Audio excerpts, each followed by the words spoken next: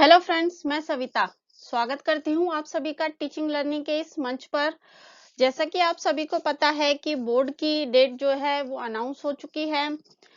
आपके बोर्ड के एग्जाम जो हैं वो 4 मई से 10 जून तक होने वाले हैं। प्रैक्टिकल एग्जाम जो है वो मार्च में कंडक्ट होने वाले हैं। तो इसी सीरीज में मैं आपके लिए लेकर आई हूँ बोर्ड एग्जाम से रिलेटेड कुछ टिप्स, जिससे आप अपने मार्क्स को कुछ बेहतर कर सकते हैं। बट उससे पहले अगर आपने मेरे चैनल को अभी तक सब्सक्राइब नहीं किया है तो प्लीज मेरे चैनल को सब्सक्राइब करें, अच्छा लगे तो लाइक करें और दूसरों के साथ शेयर भी करें।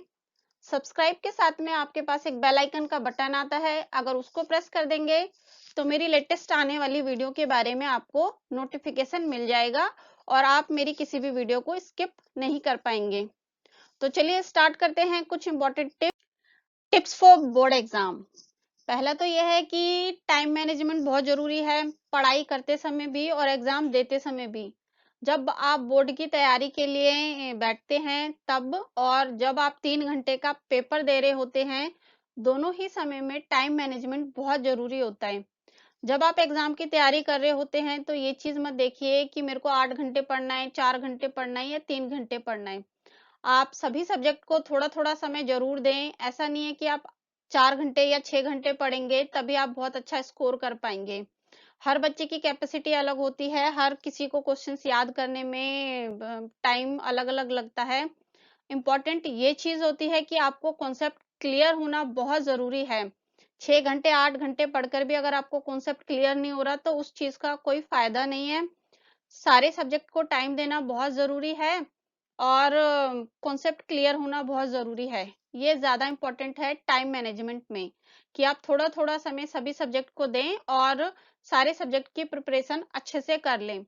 क्योंकि मेरे बहुत सारे स्टूडेंट्स हैं ऐसे कि जो कि बहुत ज्यादा घंटा नहीं पढ़ते हैं पर मार्क्स उनके बहुत अच्छे आते हैं, और कुछ बच्चे ऐसे हैं जो कि पढ़ते बहुत ज्यादा हैं, कई घंटे घंटे पढ़ते हैं, बट उनको मार्क्स बहुत अच्छे नहीं आते। तो इस चीज को लेके भी बच्चों के अंदर थोड़ी सी टेंशन क्रिएट हो जाती है कि मैंने इतनी सारी तैयारी करी, मैंने इतना लंबा समय तक पढ़े, फिर भी मेरे मार्क्स अच्छे नहीं आए। तो टाइम से ज्यादा रोल होता है कि आपका कॉन्सेप्ट क्लियर होना बहुत जरूरी होता है। अब वो चाहे आपको 2 घंटे में हो रहा है, 15 मिनट में हो रहा है या 10 मिनट में हो रहा है। तो इस चीज के ऊपर ध्यान दीजिए। पेपर करते समय सारे क्वेश्चंस अटेम्प्ट करें, कोई क्वेश्चन छूट ना पाए, क्योंकि अगर क्वेश्चन छूट गया तो उसके मार्क्स भी छूट जाएंगे। तो सारा क्वेश्चन एक लिमिटेड टाइम के अंदर 3 घंटे के अंदर कंप्लीट करें। इस चीज को थोड़ा ज्यादा इंप्रूव करें अपने टाइम मैनेजमेंट को। नेक्स्ट आ जाता है रिवीजन टाइम। रिवीजन को टाइम देना बहुत जरूरी है। अब आपने सारी चीजें याद कर ली, बोर्ड एग्जाम की प्रिपरेशन भी अच्छे से कर ली, बट आप उसको रिवाइज ही नहीं कर पाए तो सारी की सारी मेहनत जो है उस पे पानी फिर जाएगा। तो रिवीजन बहुत इंपॉर्टेंट पार्ट होता है आपकी तैयारी का। तो जब भी आप वीक में जितने भी चैप्टर्स कवर कर लेते हैं या जितना भी आपने याद किया है वो कवर करने के बाद एक वीक में एक दिन आप रिवीजन के लिए जरूर निकालिए। सभी सब्जेक्ट की रिवीजन जरूर कीजिए, क्योंकि रिवीजन बहुत इंपॉर्टेंट होती है आपके मार्क्स को स्कोर करने में। याद रहेगा, रिवाइज अच्छे से कर पाओगे तभी तो मार्क्स अच्छे आएंगे। नेक्स्ट आ जाता है अंडरस्टैंड द कॉन्सेप्ट्स। कॉन्सेप्ट को क्लियर करना बहुत जरूरी है। क्वांटिटी के ऊपर फोकस कीजिए, सॉरी, क्वालिटी के ऊपर फोकस कीजिए, ना कि क्वांटिटी के ऊपर।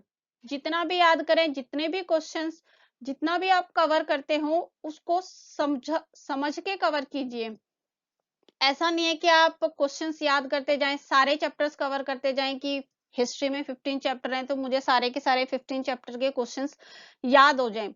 याद होने से ज्यादा जरूरी है कि जो भी इंपॉर्टेंट क्वेश्चंस हैं उसका कॉन्सेप्ट क्लियर होना आपके लिए बहुत जरूरी है। अगर कॉन्सेप्ट क्लियर हो जाएगा तो आप आंसर्स को अच्छे से बना के कर सकते हो और मार्क्स भी उसमें अच्छे से स्कोर करोगे। तो क्वालिटी के ऊपर फोकस कीजिए, क्वांटिटी के ऊपर नहीं। नेक्स्ट आ जाता है solve sample papers. Sample papers को सॉल्व कीजिए जितना ज्यादा हो सकता है। जो भी चैप्टर्स आप याद कर लेते हो, चैप्टर्स याद करने के बाद सैंपल पेपर्स निकालिए। उस सैंपल पेपर्स में उस चैप्टर से रिलेटेड जितने भी क्वेश्चंस आए हैं उनको सॉल्व करके देखिए। अलग अलग सैंपल पेपर से चैप्टर्स को सॉल्व कीजिए। इससे आपको क्या होगा कि अलग अलग सैंपल पेपर से जब आप चैप्टर्स के क्वेश्चंस सॉल्व करते हो तो इससे आपको ये क्लियर हो जाएगा कि आपको कॉन्सेप्ट जो है वो अच्छे से क्लियर हुआ है या नहीं। अगर एक सैंपल पेपर से आप आंसर्स दे पा रहे हो अच्छे से, दूसरे से नहीं दे पा रहे हो, क्योंकि टॉपिक तो एक ही होता है बट क्वेश्चंस घुमा फिरा के आ जाते हैं बोर्ड एग्जाम में, तो बच्चे कई बार कंफ्यूज हो जाते हैं। जब हम तैयारी करा रहे होते हैं एग्जाम की, क्वेश्चन पेपर सॉल्व कराते हैं, तो एक सैंपल पेपर से मैंने क्वेश्चन पूछा तो बच्चे उसका आंसर दे देंगे, बट अभी दूसरे सैंपल पेपर से वही क्वेश्चंस घुमा फिरा के लिखा हुआ आ जाएगा, तो कई बच्चे उसका आंसर नहीं दे पाते क्योंकि कॉन्सेप्ट क्लियर नहीं होता, क्वेश्चन समझने में भी क्योंकि बच्चों को थोड़ी सी दिक्कत हो जाती है।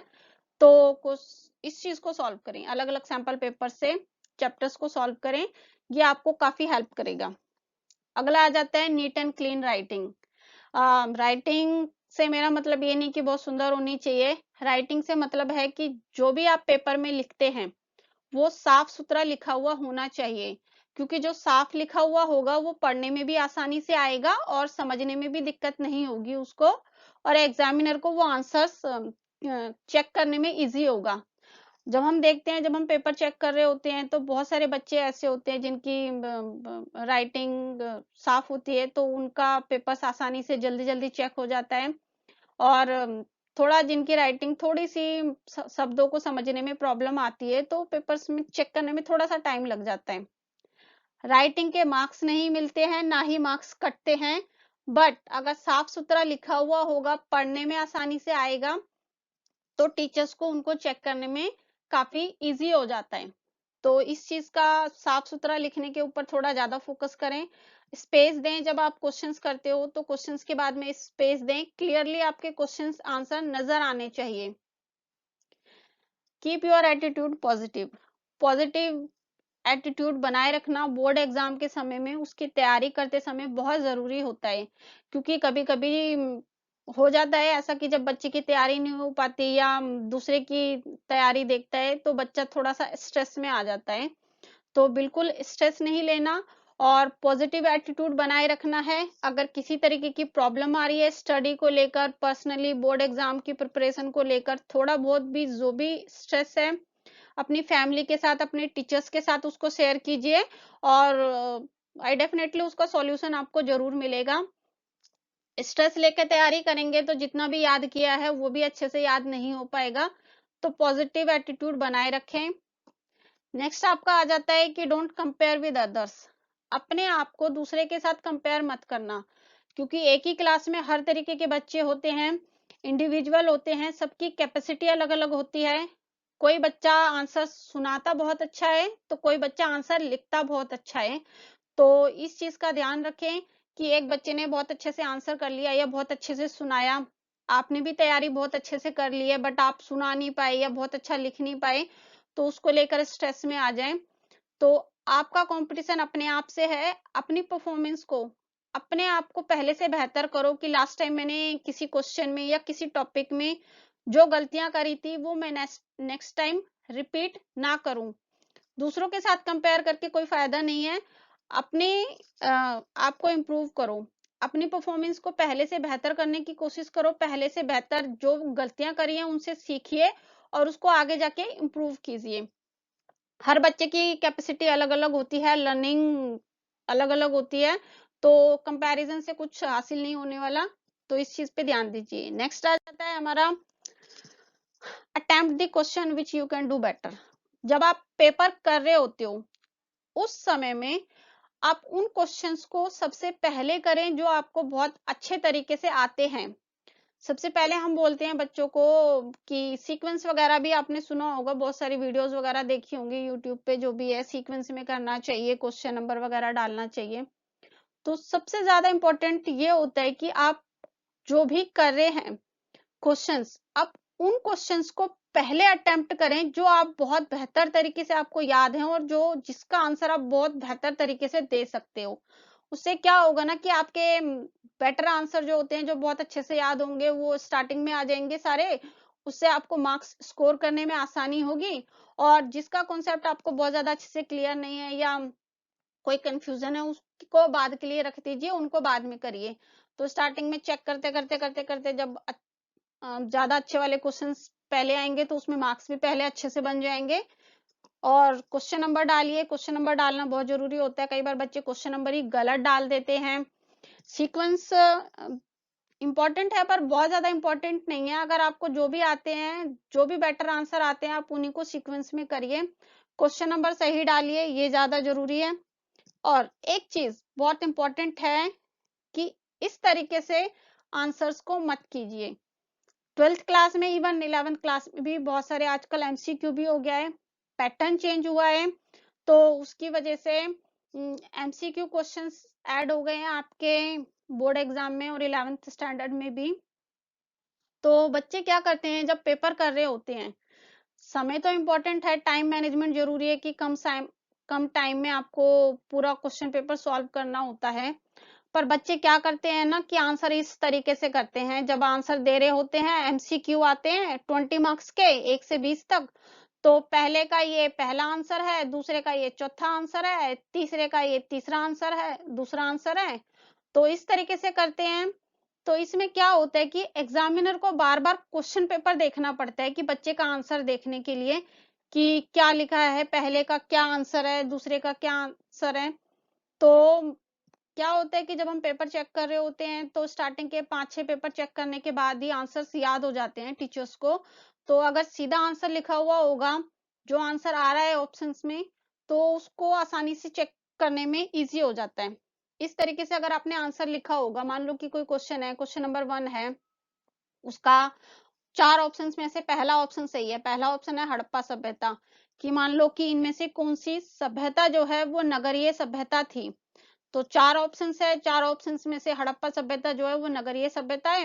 क्वेश्चन नंबर 1, क्वेश्चन 1 का ऑप्शन नंबर 1 हड़प्पा सभ्यता सही आंसर है। इसी तरीके से दूसरा क्वेश्चन, फोर्थ ऑप्शन अशोक सही है, थर्ड क्वेश्चन सेकंड ऑप्शन बौद्ध धर्म। अगर इस तरीके से आपने लिखा हुआ होगा स्पेस दे दे के सीक्वेंस में, तो इससे मार्क्स को स्कोर करने में आसानी होती है और टीचर्स को सीधा आंसर क्लियर नजर आ जाता है कि हाँ इसका हड़प्पा सभ्यता है, अशोक है, बौद्ध धर्म है। तो ये काफी हेल्प करता है जब आप इस तरीके से डालते हो। क्वेश्चन नंबर 1 का पहला है, क्वेश्चन नंबर 2 का चौथा है, क्वेश्चन नंबर 3 का दूसरा है, तो इसमें क्या होता है कि बार बार क्वेश्चन पेपर देखना पड़ता है टीचर को, तो उससे समय भी वेस्ट होता है उनका। और नेक्स्ट आ जाता है हमारा मैथ प्रैक्टिस।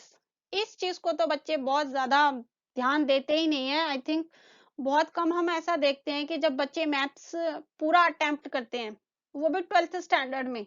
11th क्लास में तो बच्चे बहुत ज्यादा मैथ शायद करते ही नहीं है, बहुत कम ऐसा होता है कि बच्चे मैथ में अच्छे नंबर लेकर आ पाए। 12th में तो आ भी जाते हैं बट फिर भी बच्चे मैथ्स को छोड़ देते हैं। मैप की प्रैक्टिस बहुत जरूरी है, तो दिन में एक बार एक मैप तो जरूर देख लीजिए। ऐसा नहीं है कि सारे ही चैप्टर में मैप है, कुछ कुछ चैप्टर ऐसे हैं जिनके अंदर मैप नहीं है, तो मैप के ऊपर प्रैक्टिस कीजिए। एक दिन में एक मैप देख लेंगे, नजर मार लेंगे और भर के देखेंगे तो आपकी मैप की प्रैक्टिस भी काफी अच्छे से हो जाएगी। तो मेरे हिसाब से, अपने टीचिंग के हिसाब से, मैंने जो एक्सपीरियंस किया है, बच्चों की जो भी गलतियां हैं, जो भी प्रॉब्लम्स हैं, जो मैंने ऑब्जर्व करी हैं बच्चों की, वो मैंने आपके साथ शेयर करी है। मैं उम्मीद करती हूँ कि आपको इस वीडियो ने थोड़ा सा मार्क्स स्कोर करने में हेल्प की होगी। टीचर्स अपना गाइडेंस दे सकते हैं जितना उनके लिए, जितना वो दे सकते हैं, बट अल्टीमेटली मार्क्स तो आप ही को स्कोर करने हैं, आंसर तो आप ही को देना है। आप अपनी प्रॉब्लम्स अपने टीचर से पूछिए, जो समझ में नहीं आता उसको शेयर कीजिए, ताकि आपको मार्क्स को स्कोर करने में आसानी हो। Thank you.